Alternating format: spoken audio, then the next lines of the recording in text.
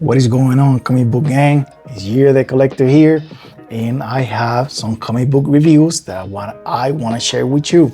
We're going to be reviewing 7 books total, and that's going to be Absolute Power, Action Comics, The Avengers, Green Lantern, Kill All Immortals, Outsiders, The Ultimates, and the brand new X-Men series.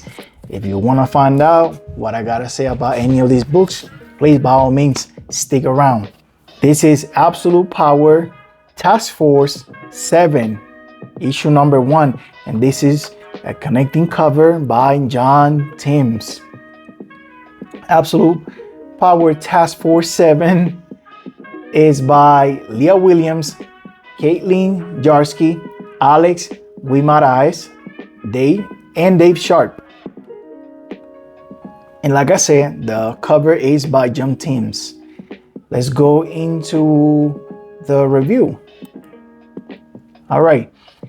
Amanda Waller's plans continue to operate smoothly. In the tie-in issue before this, the Wonder Woman number 11, there were some setbacks when the Marvel kids, meaning Captain Marvel and Mary Marvel, escaped. But that problem is quickly resolved in this issue. The Amazo called The Last Son runs into faulty programming, as pointed out by Black Adam. So there might be a possibility that these androids are not just built different from each other, but also have major deficiencies that could come into play against them. Following that, we have Sergeant Steele and Steve Trevor are in this issue, and it just feels like a weak attempt to justify why Wonder Woman has to be pulled into this event, which I completely disagree with. The way that run is going, the Wonder Woman run by Tom King and Danielle St. Pierre, it needs to focus more on closing the loops and tying loose ends in its own series rather than having Diana barely participate over here. Listen, if you love seeing Wonder Woman wherever for whatever reason, that's fine. I do too. But the way the Wonder Woman run is going, it feels like pulling Wonder Woman away from what's going on over there it's gonna delay even more the pacing on that series. But regardless, this was a pretty cool issue, seeing the Marvels having to fight the Last Son and seeing that chink in the armor of the design of this new breed of Amazos, right? Basically it's giving me hope, right? Like that the heroes might have a chance and an opportunity to make a comeback. Not Captain Marvel, not Mary Marvel, not Black Adam, but maybe somebody else. Next is Action Comics 1067. This is part of an initiative that DC is doing called Superman Superstars, where every 2 or 3 issues they change completely the creative team, so new people can come into the book and tell a different story. In this issue, the creative team of part 1, because this book has 2 stories. Story number 1 is called Challenge from the Stars, and is written by Gail Simone with pencils by Eddie Burrows, inks by Danny Miki, colors by Rex Locus, and letters by Dave Sharp. And the second story, and the reason why I got the book, is by Rainbow Rowell, Cian Tormey, Romulo Fajardo Jr., and Dave Sharps on the letters. All right, so let's go into the review. We got 2 stories here, like I said before. First story by Gail Simone is a Silver Age Days story about invading aliens looking to step up against the big boy in blue. Nothing bad about it. In fact, I believe the story was pretty solid. Plenty of action, and the art is pretty good. I appreciate the choices for everyone's outfits, highlighting the era in which this took place, basically the Silver Age. Love is in the details, and there is plenty of love in this side of the issue. Now for the real treat, at least for me, Rainbow Rowell debut in DC Comics did not disappoint. When it comes to superhero melodrama, Rainbow Rowell doesn't miss. This story takes place in current Superman lore setting where Lois is the boss of the Daily Planet since Perry White is running for mayor. Lois has been struggling with being the boss while the rest of us are figuring out what's gonna happen with Brainiac and now Amanda Waller. Rainbow takes us back to Miss Lane being Clark's boss at their place of work. This is why we love Rowell and we are so happy she's here. More of that good stuff from Rainbow Rowell per usual. Want to see more? Definitely will pick up the next 2 issues to read the remaining of this story, which, you know, admittedly so, I came here for Rainbow Rowell. I've been following her comics since She-Hulk and Sensational She-Hulk, and I really like that type of storytelling, you know, like from the vein of Stan Lee's melodrama, but actually done good and well, with good action, good dialogue, good plot, everything. And there's some moments here that highlight the relationship of Lois and Superman, right? Like everybody's out there telling us about absolute power and these Amazons, and Rainbow Rowell is like, wait a minute, what about love in places of business, right?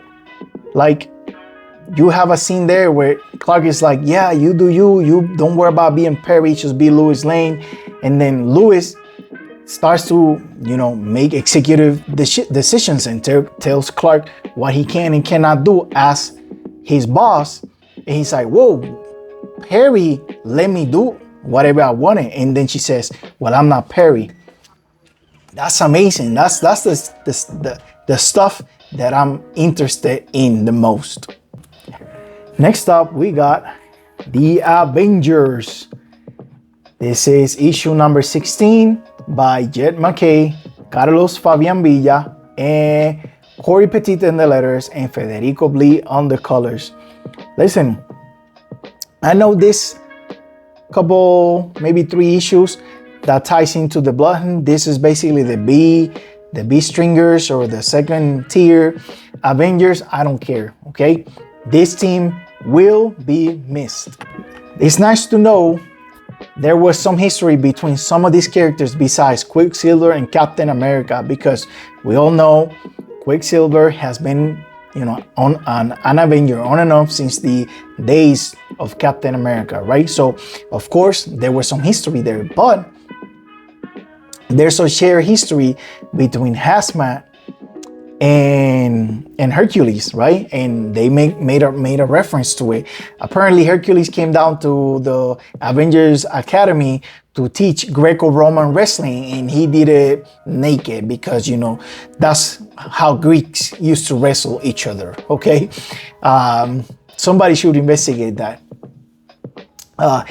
There's a Hellcarrier being saved, vampires being slayed, Cap beating an old enemy of his, and Hazmat popping her cherry as a first-time Avenger by answering the call during, you know, this time of crisis. She killed them alongside with everybody else.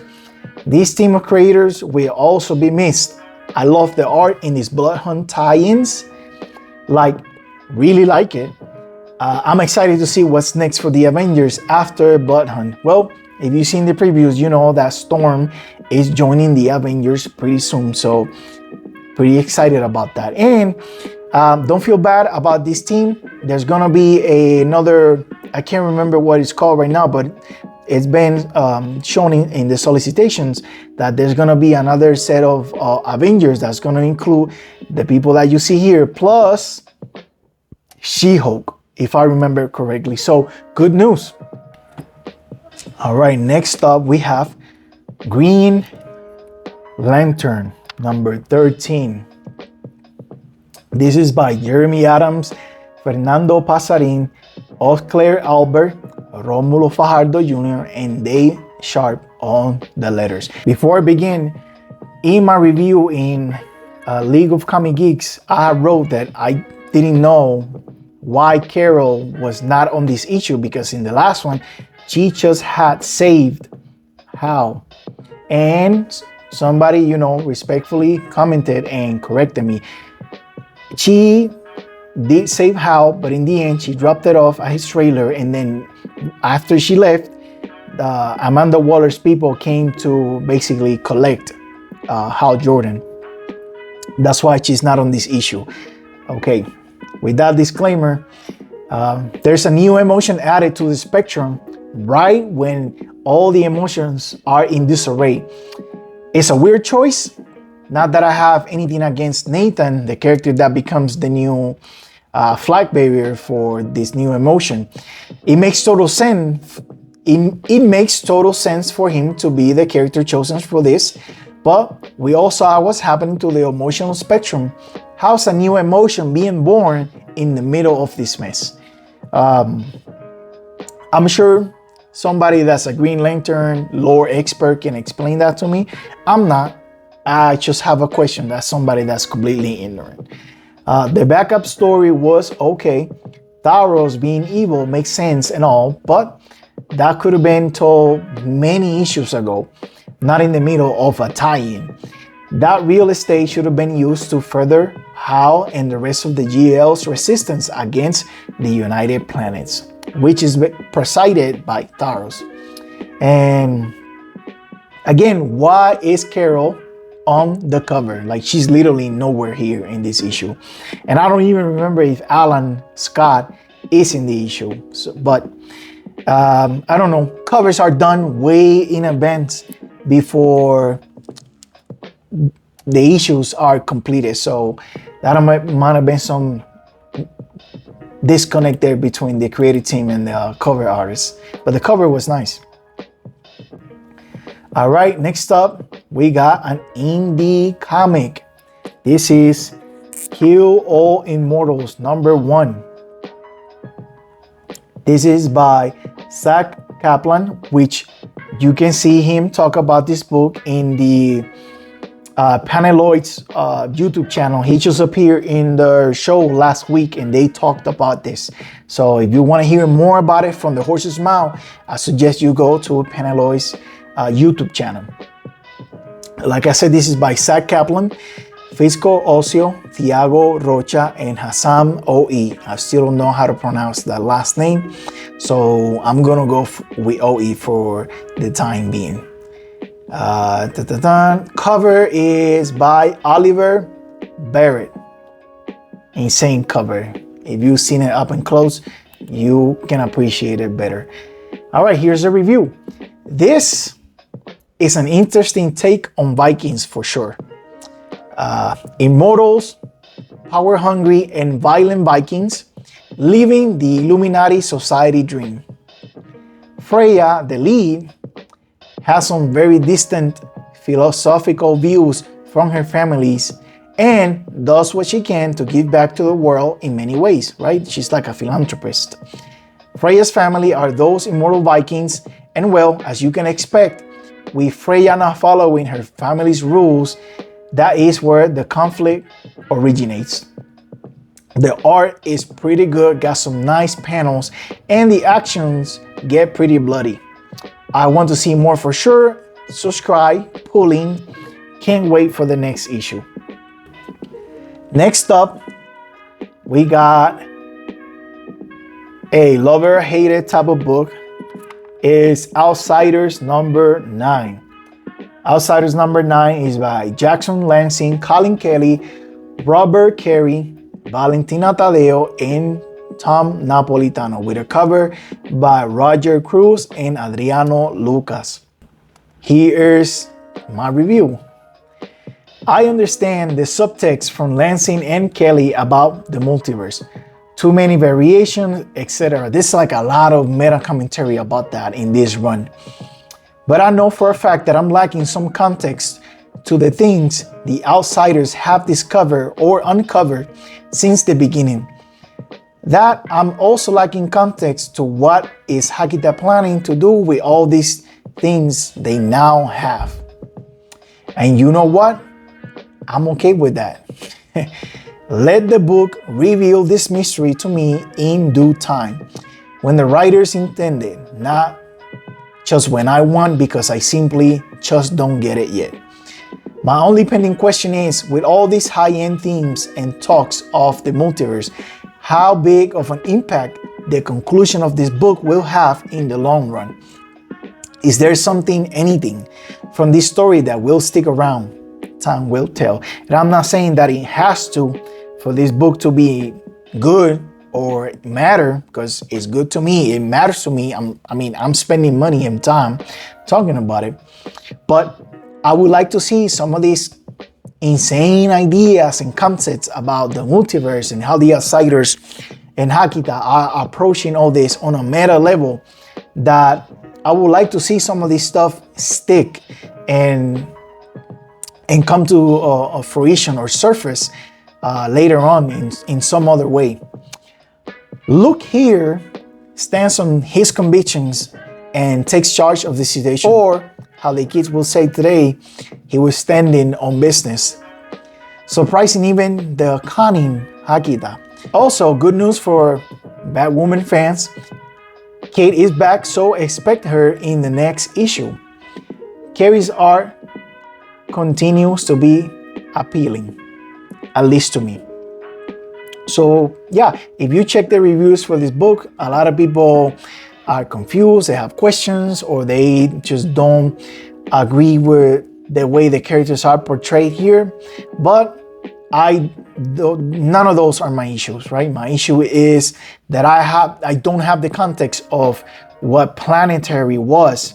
So I understand there's things that I'm not gonna recognize or completely get from the get-go. So, that's on me. I should have looked up Planetary and get a little bit more informed before this started, because, part of the solicitation before the run started was that this was gonna be loosely based on Planetary becoming basically like canonized into DC Comics.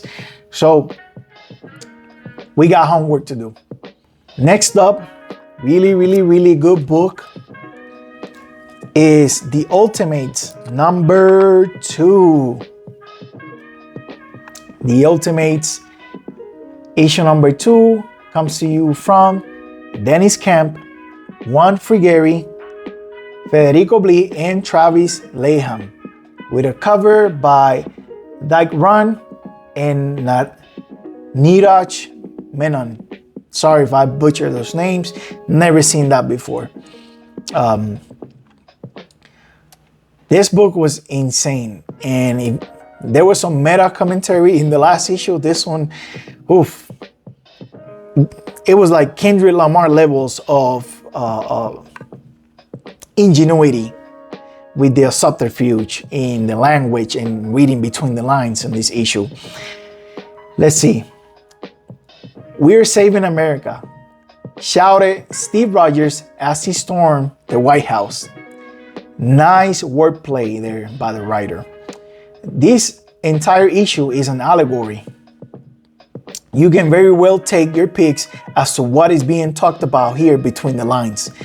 America the nation, its people, the land, etc. Or America Chavez, who is the person they actually saved from the White House. Steve Rogers learns what's happened to his beloved country while he was stuck in the ice.